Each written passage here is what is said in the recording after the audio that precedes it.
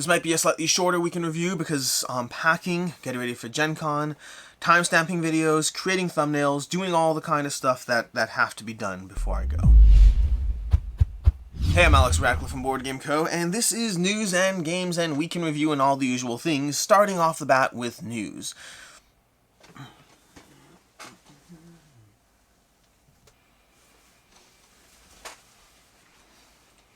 Rather than restarting the video, that is me wandering off and coming back because I remember that I forgot to draw my my winners for the giveaway. Basically, 2 weeks ago, a week and a half ago, whenever it was, I did a board game deluxification video and was giving away a a Marvel Champions insert as well as a Moonraker's Big Box Titan from the Kickstarter pledge. The winner for the Marvel Champions insert is going to be Chuck White, and the winner for the Moonraker's Titan is Merrick Haas. So both of you, I'll go ahead and try to reply to your comments. The two of you have a week to confirm your win, or it gets given away to a person on Patreon.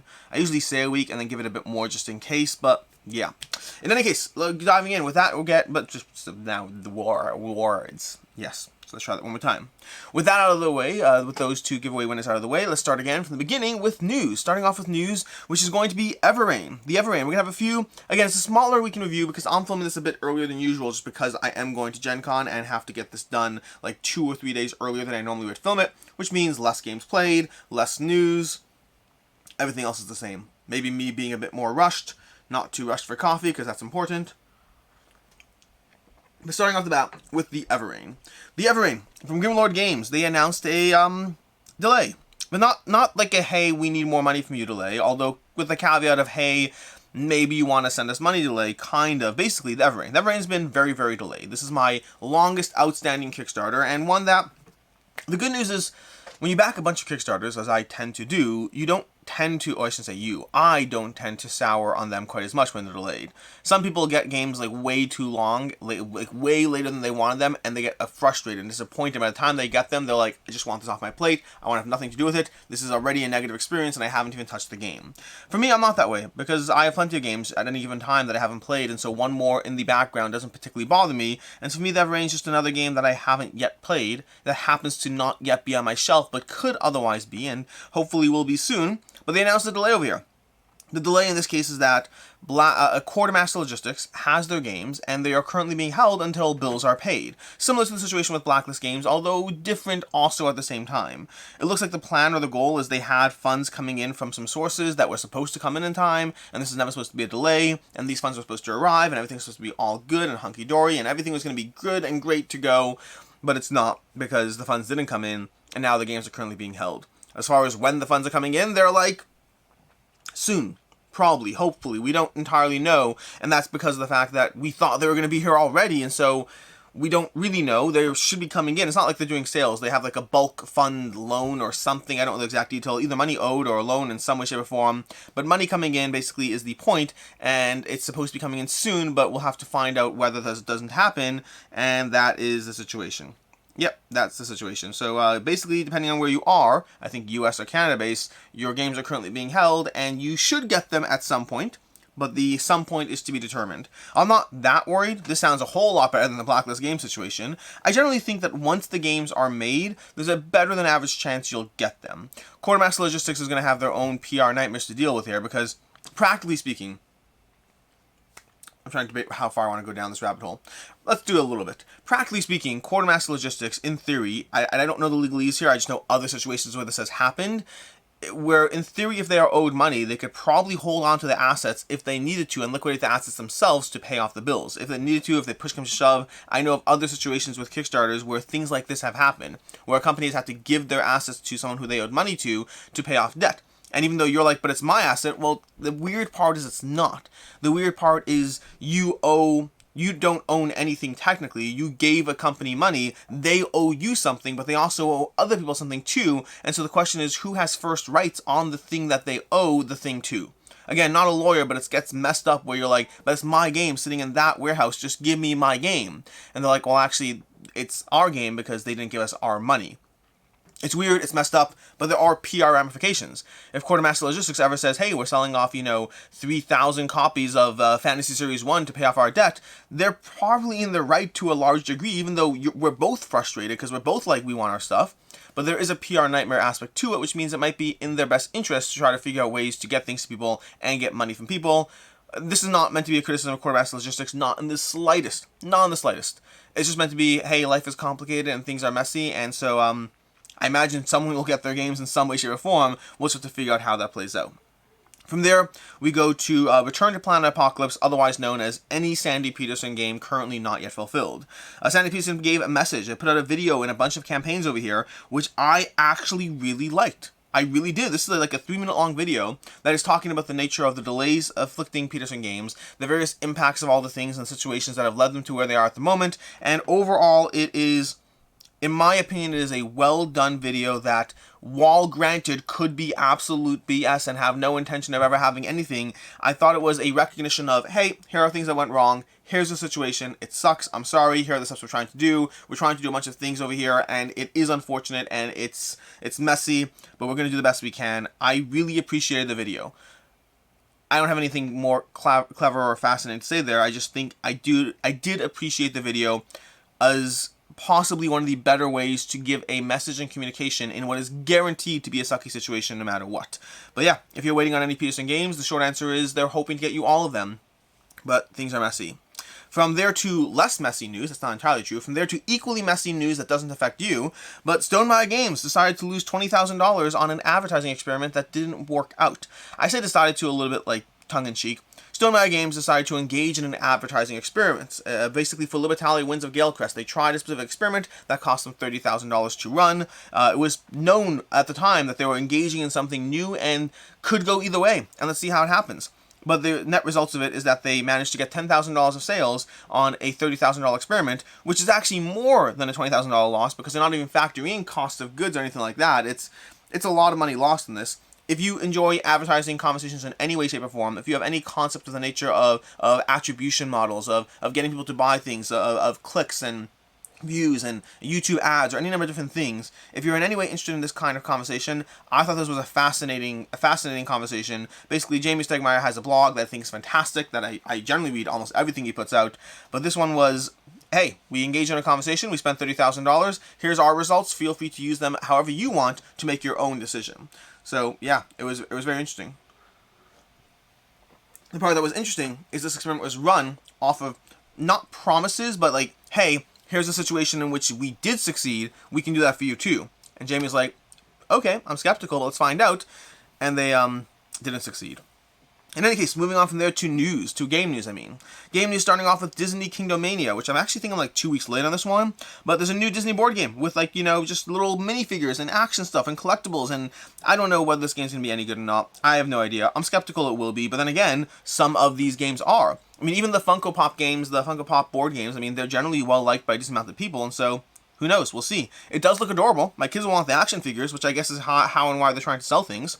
Then we have Stranger Things, announced by CMON. Coming right off the heels of the Dune War for Arrakis, that's what it's called, right? Dune War for Arrakis announcement. They now have Stranger Things, a Stranger Things game designed by Rob Daviau, which is definitely not bad, because Rob Daviau is definitely not bad. And so Rob Daviau is designer of Pandemic Legacy, designer of Return to Dark Tower, designer of dozens of other games that I'm not remembering at the moment, but definitely exist.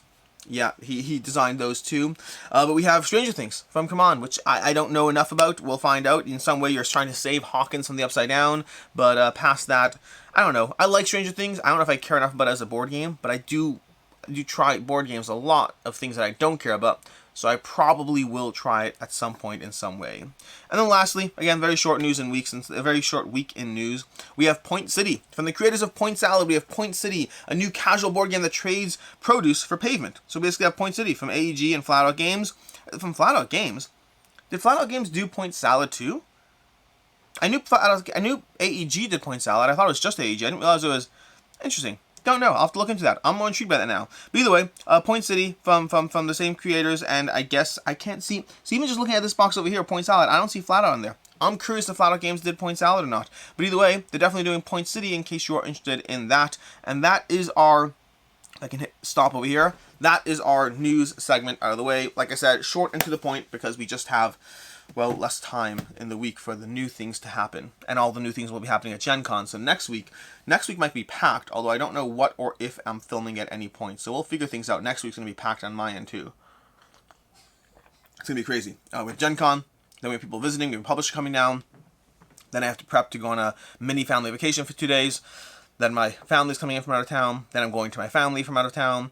It's summer. I don't love summer. I mean, I love summer. It's packed. Yeah. Anyways, going on from there to the topic of the week. Speaking of which, actually, the topic of the week is travel. And just travel in general. And this is more of a personal aspect or conversation around the nature of travel for me, of me being a homebody and my evolution around it, but also the fact that there's also not an evolution at the same time. Basically, travel takes it out of me. A lot. Like travel, being away from home, being away from my setup, having to get out of the patterns of life that I build and establish when I'm here. I've never loved travel in the past. I still don't love travel. I can appreciate aspects of travel. But like for the first, I don't know, since I got married in 2010, all the way till a year ago, I traveled very infrequently, almost always for work and or to visit my family. And that was basically it. No long trips, no crazy anything. I just didn't love travel because I like home. I like doing the things that I do at home. I like reading books, playing board games. I like drinking my coffee. I like doing any number of things, but I like the things that I do at home. And leaving home to do other things elsewhere never really held that much of a compelling aspect to me. It holds more of a compelling aspect to me now, specifically because of conventions, traveling for work friends. Basically, in the past, when I traveled for work, it was work, and then my coworkers were friendly too. Now, when I travel for work, work is board games, and I'm traveling to actual friends and having fun with actual friends, whether at conventions or directly, as well as other trips as well. We just went on a family vacation last year for the first time, like a real family vacation, not just like a hey amusement park for a day, and that was fun. It was fun. Those are things that we never really did as a family much because, well, we didn't want to do all those expensive things when we had kids who were too young to remember. We still have kids that are too young to remember, but less of them are too young to remember, and so this is more impactful. We're going to do more things like that as well as they continue to grow up. And I've appreciated the benefits of travel a whole lot more as the thing on the other side became more compelling to me. That said, the downsides of travel are still very much there. The way it messes with your day and schedule in so many different ways. And the fact that tomorrow morning, I'm going to be getting up, trying to get everything done as fast as possible, and then rushing out the door. My entire day is going to be thrown off as I try to adjust or schedule around this big 5-hour block of travel time down to Gencon. Which is fun. I'll enjoy myself. Probably should prep some music for the road trip or something like that. The way back, I'm going to have friends on the way there and the way back. I'm going to have friends on the way there. The reason it's a surprise is because the way back I knew I had friends. The way there was a last minute thing. I only just found out I had friends yesterday, so I'm still mentally adjusting my schedule around that. I have a buddy on the way. But travel, both the physical aspect of travel, as well as and that's even worse when you're on a plane, by the way. Speaking for myself, and I don't know how you are on this, and everyone's going to be different, I'm sure. I would rather drive than fly any day of the week. I'd rather drive 6 hours than fly for 4 hours. I like the process of being in a car, of thinking, of whether it's on my own or with somebody, of talking, of engaging, the constant movement forward. All those things work for me. Whereas the process of flying is multiple lines and multiple delays and multiple standing slowly as you shuffle across whatever and put your bags on a thing. And I don't feel as in control of the action. I don't feel as calm and present. And I'd rather drive than fly. Not even taking into account the cost. But if you offer me a 4-hour flight or a 6-hour drive, I'm taking the 6-hour drive every time. When you add the cost on top of it, even more so. I just like that process. I like the process of driving, of going along, wherever, going along the road, engaging, just engaging in travel, engaging in the journey in whatever way, shape, and form. I have a visitor right now, so we'll have to see what's going on here. Hey, buddy, what do you want? You want to bring your kimchi upstairs? Yeah. Okay. You want to bring it up to Tavi? Can Tavi help you? I'll be right with you. You need help opening it? Yeah. Oh, well, come here. Watch where you step. Okay, careful. Okay. I feel crying. Do you want to say hi to everyone? Okay. Look, just say hi. Look over there. Say hi. Hi, everyone. No, say without passing. Say hi, everyone. Hi, everyone. Say, are you having a good day? Hey, today. Yeah. Did you just wake up? Yeah. Okay. You want to see yourself over there? Look, you're over there. Say hi. Hi. Is that Rafi? Yeah. Okay. Here's your passy. And here's your cream cheese. Enjoy. Here's the container. And here's this. Okay. Good job. And now I'll see you soon. Okay?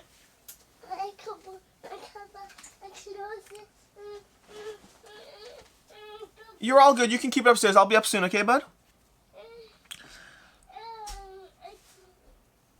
So travel. Like I was saying, travel.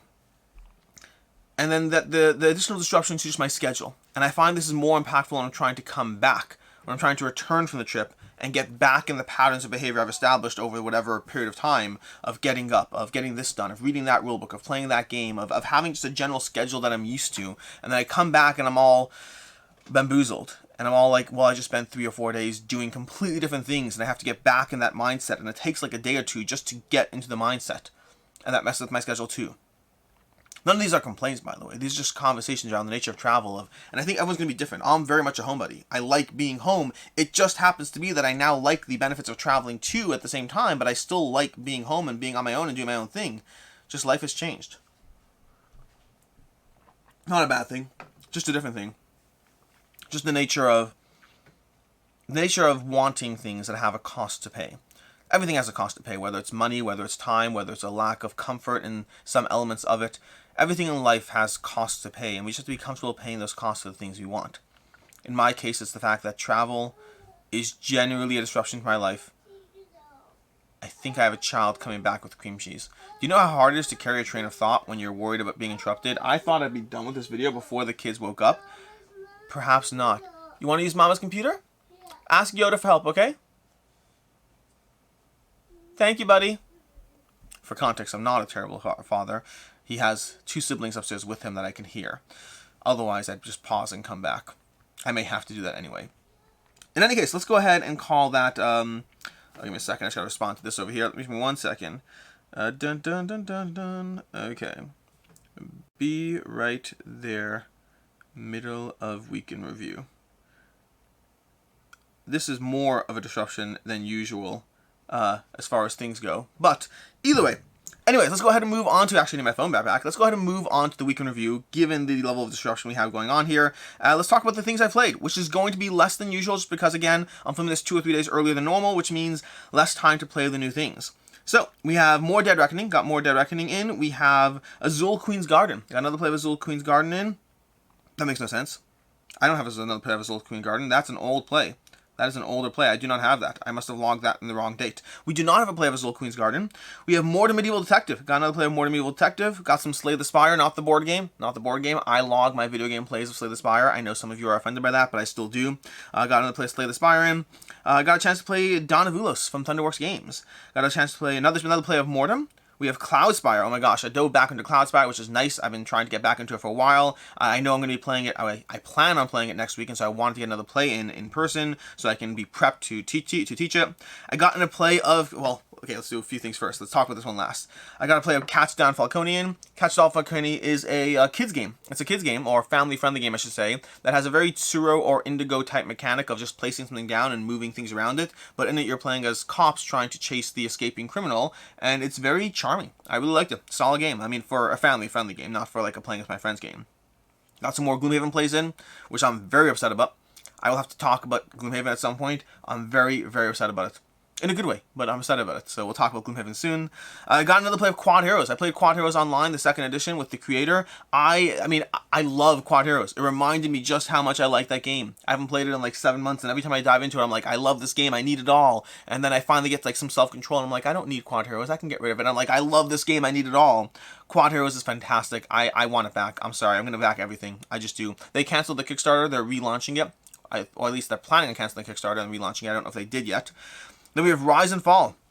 Rise and Fall is a new prototype from the designer of Archipelago. Really enjoyed it. Really enjoyed it. Solid game. I thought I had a lot of fun with it. We'll talk about it more. There will be review content of it.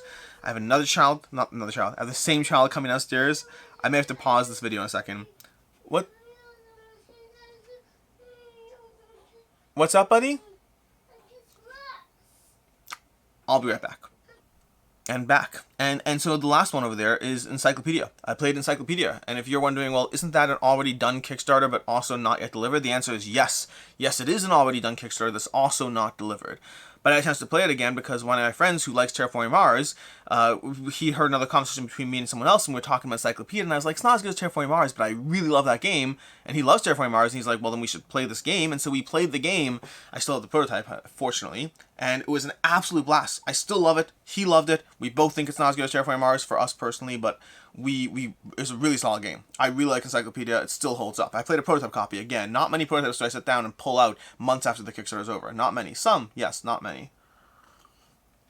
That's all I have for the week in review, because from there, we're going to move on to the actual week in review, the videos of the week. Starting off with Saturday. Saturday we had a review for my little Scythe and the expansion Pie in the Sky. Solid family-friendly games, not my go-to choice, but they're fun family-friendly games. My kids enjoy them. Later on Saturday, we had a review for Resident Evil 3 specifically. Really enjoyed that one. Big fan of the game. Looking forward to Resident Evil even more, but I do like Resident Evil 3. Good game. Very solid. Give it a 4 out of 5. Then we have Sunday. Sunday we had upcoming campaigns for August, I guess. August, yes. Not a ton that I'm backing. I'll be backing the expansion for Letters for Dead Reckoning. I'll be backing the expansion for Foundations of Rome. I'm hoping to not back anything else from the ones I covered. There are some that will tempt me. I'm trying to back fewer and fewer games. There's another conversation at some point we'll have about me trying to cut back on the number of new games I play, although that conversation is going to take some time because I still have too many new games that I own that I have to play. In any case, we'll talk about some other time. On Monday we had 2 back and not to back. Fairly unexciting week. I think I'm backing nothing from those. Again, I'm trying to be more restrictive. Lots of games to back if you're interested. If you're looking for things to back, there's still good stuff to back. I'm just trying to be much more restrictive as I try to clear my way through a continuously growing backlog of games. Then on Tuesday we had 3 videos as usual. We had a review for the Shipwreck Arcana. Really liked that one. Gave it a 4 out of 5. We had a review for Trekking the World, which was okay. I enjoy it as a 3 out of 5. And then we had for, we had the Red Cathedral. The Red Cathedral and the expansion. Really enjoy that as well. That's another 4 out of 5 over there. I like the Red Cathedral and the Contractors expansion. I would never play it without the Contractors expansion. It's a simple and easy addition that I thoroughly enjoy and I'm happy to have. Then we have Wednesday. Wednesday we did the live video, hopefully if things went well, because Wednesday's the day I'm traveling to Gencon, so if there's a cancellation, then it is what it is, but there's hopefully a live video on Wednesday, followed by a vlog of my last trip. Speaking of travel and vacations, I did a vlog of my last visit to when I hung out with Devon Talks Tabletop and Professor Meg, and this video that happened like 2-3 weeks ago, but it's going up tomorrow, or Wednesday, not tomorrow. Don't pretend that I'm in the past here. It's going up Wednesday. Then on Thursday we had, hopefully, this is a very strongly hopefully, Thursday there was a video of the Gencon Hall, a walkthrough of the Gencon Hall. I say hopefully because I haven't filmed it yet, and I'm not there yet, and so hopefully that video went up. If not, something else went up instead. Friday, speaking of which, is also hopefully, because there's a cascading failure effect here if things don't work out well. Friday was the games I played in June. Going through all the games I played in June, the game a day thing I've been doing. This video is granted late. I don't know what happened to it. I think I just kept pushing it off, not realizing that it got pushed off all the way through July. So yes, this is the games I played in June, going up in August, not going up in July as it should have. Either way, we'll figure it all out. And then Friday. Friday was Saturday. Today we have 2 reviews coming. We have Dice Hospital, 1 review, 1 unboxing. We have a review for Dice Hospital Emergency Roll. And then we also have an unboxing for the second part of Oathsworn. The Oathsworn unboxing with the secret stuff. Little light spoiler content, but like light spoiler content. As in like you'll see miniatures and hear the most vague things. Minimal spoilers, but if you don't want minimal spoilers, don't watch the video. Which brings us to next week. Next week we'll have a few things. We'll have a coverage for the Letters of Mark expansion to Dead Reckoning, so if you want to check that out. I'll have the what we backed in July, going through Rena and myself going through the games we backed in July, and then also games leaving the collection as well. If you want to see that, games leaving the collection, that should be up as well, unless of course things got reprioritized and rearranged, in which case who knows what happens. And then lastly, as far as the games on the table, these are all games I'm bringing with me to Gen Con, so all games that are hopefully being played, but also possibly none of them at the same time. We'll see. Anytime I bring games to travel, there's always like a 20% chance they get played, if that high. My guess is I play at least one of these. Possibly that's where it ends. We'll see. But we have Yokohama Duel. I hope to be diving into this one. I've played Yokohama. I have not played Yokohama Duel. Now or Never, which I've played once. Want to play this one again. We have Mystic Vale, which I haven't played at all. Started the rulebook, didn't get very far. And then lastly we have Pagan Fate of Roanoke, which is a 2-player witch hunting game. Played the prototype, have not played the final copy, as evidenced by the in-shrink nature of it. And that's it. That's what we have for the week in review. Apologies for all the interruptions. They're cute, but they're also interruptions, so it depends on who you are. Some people appreciate them, some people not so much. But in any case, and until next time, I'm Alex Radcliffe from Board Game Co., and I hope you have a good one.